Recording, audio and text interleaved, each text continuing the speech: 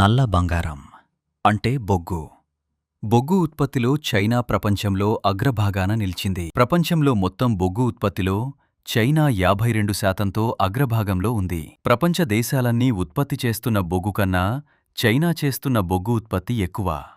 ఆ దేశం 4780 మిలియన్ టన్నుల బొగ్గు ఉత్పత్తి చేసి 2024లో ప్రథమ స్థానంలో నిలిచింది. మన దేశం 1085 మిలియన్ టన్నుల ఉత్పత్తితో రెండో స్థానంలో ఉంది.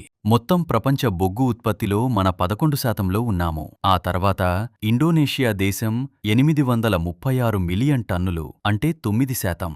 అమెరికా 465 మిలియన్ టన్నుల సామర్థ్యంతో అంటే 5%తోనూ, ఆస్ట్రేలియా 463 మిలియన్ టన్నులతో అంటే 5% సాధించాయి. ఇక రష్యా 427 మిలియన్ టన్నులు అంటే 4.6%.